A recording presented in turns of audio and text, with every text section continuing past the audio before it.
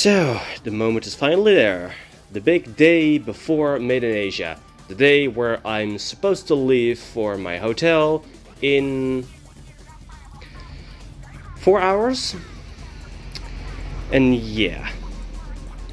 Despite having woken up every single day at 7 or starting at 8 AM and continuing on until 11 PM, I still haven't been able to finish up the Octobot. Like, literally, you can see the amount of trash and tools and gear that I've gotten in the workshop. It's an entire mess around here. But I still haven't been able to finish up the cosplay in time. Such a shame, because I was really looking forward to this, but I've done so much work and I haven't even been able to test the cosplay with how much work I've done. It's just got a few things that I still need to work on. Like the Octavio is just done as he can be, just that I need to remodel the wires here so I can have a little bit easier access to him. But then we get to this guy, the Octobot himself. Like, if the arms were like this one as a starting position, this would have been fine. But this is literally not connected, it's just cramped onto it. And it's probably also just way too far apart to be able to add some support, because I don't, even despite this thing not even being like 2 pounds or 1 kilogram, it's still probably not gonna hold with the amount of supports I can add around here. Like, this one is connected, but also I can still move it a bit too much for my liking. I also just have 2 supports there, so yeah, just a little bit too flimsy for my part. Then you've got stuff like this aluminium frame. It's really cool, like the roll cage of the entire cosplay, or around the entire cosplay, but I still haven't figured out a good way to connect it. Like, I'm probably going to add some supports that lead from here to like here, but I don't have enough wood for that. I just have to figure that out at another time. And this one isn't even connected, because this is already connected to the upper arm.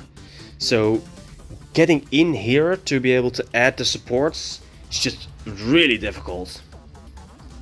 And the hands, I have been able to get the elastics on it, and I haven't tested it because I'm just too afraid that the glue is not gonna hold and that I do not have enough time to be able to finish it.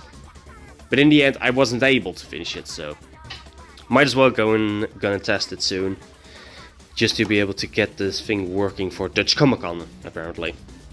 Like, the axles work. It's got like the wires running through them to be able to control them. It's looking really cool. Speakers I haven't tested because I had mounted the front plates to the DJ studio before I added these, or I hadn't taken those into consideration, so I didn't have a clear path for the wires, so that's the thing. The DJ studio, I did accidentally get some spray paint on it, but because I wiped it off, it actually got like a little bit of wear and tear on them, so I'm not too mad about that. That's actually looking pretty good. I still need to add a little bit of a glow to the buttons and all the sliders. And in the back we even got the Arduino done and working. I'll probably just put a little video right here of like how the thing's looking when it's actually displaying all of the colors.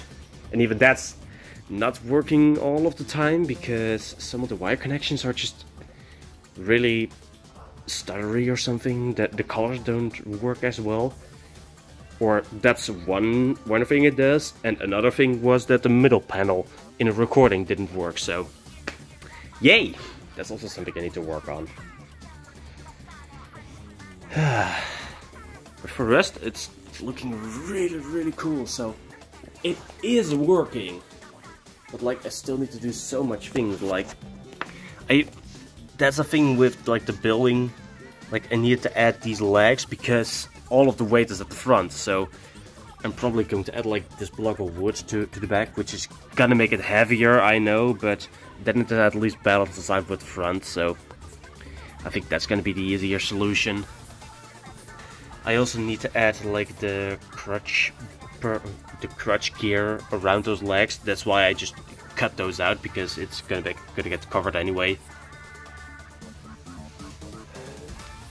And just little details, or well, this is actually just a big detail. I still need to get the mounting points for the shoulder speakers done, because I have been able to get this one working, this side of the shoulder speakers, but this side I just got access to because this was facing the closet or the cabinet. So still need to add that, but now I can't access it because now the back is around, it's to that thing, facing that thing.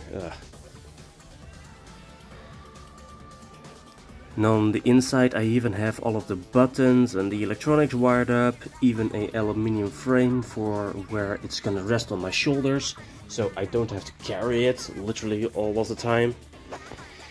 And here we also got the legs, which are also a thing, because I needed to get I got these bolts originally, but for another way that I was going to use these, I had these longer bolts.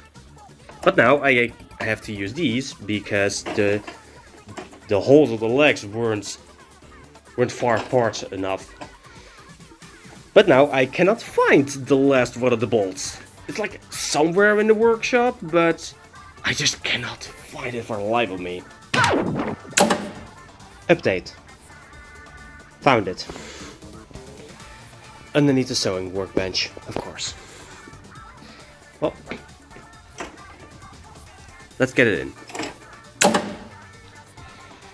Even got like these holes on the legs made, or they're not even holes. They're just because the ankle points were too wide. You can see this one's shorter than this one's shorter than this one, because otherwise they would just crash into each other. We do have collision in real life. We can't just use the game where everything can just phase through each other. So I had to work on that, but it actually was a plus, because now I can actually access like the little bolts in here to be able to tighten it, so I can take a break while wearing the cosplay. So that's actually pretty cool, but yeah, for the rest I haven't even been able to test it with the legs, so I don't even know for sure if it's gonna hold. Then we have the speakers right here. Still needed to add those. Oh, and then here we got our little antenna, which is also something that's going to need to be added. It's even got like a little bit of passive movements when I walk around because of the slits in the PVC pipe, and then a little wire in between to actually hold it in place. And even a system on the back, so I can actually turn it to not be upside or to not be up all of the time, so I can actually walk through doors.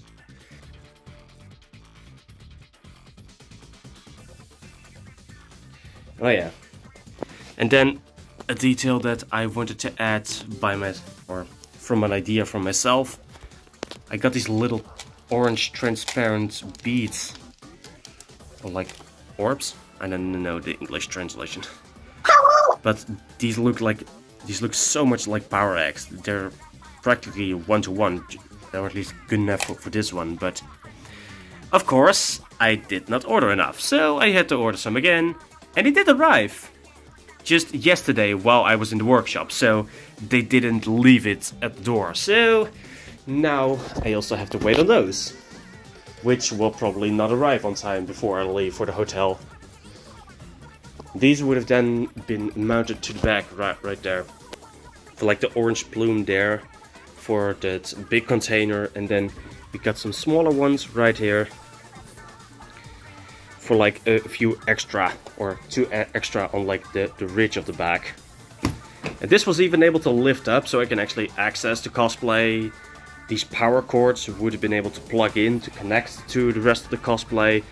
It was so cool, but it all just didn't work out. Or it did work out, I just didn't have enough time. Like, if I had another week or so, this thing would have been done. Hopefully. Yeah, another week where I would have been able to work on it full time, it would have been done. But it's just, yeah, the arms are out way too much, so it's constantly trying to give everyone hugs. But yeah, on a con with like stands on both sides, big man has even been a problem sometimes, so DJ Octavio is a no-go. But yeah, that's gonna be the final update on the Octobot for now, at least until I'm back from the con. Luckily I still have Big Man, which is always really fun to walk around with, but yeah.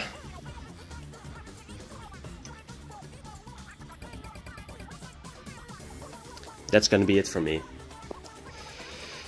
See you guys in the next video, and as always, keep those creative gears turning, and we will see you guys in the next episode.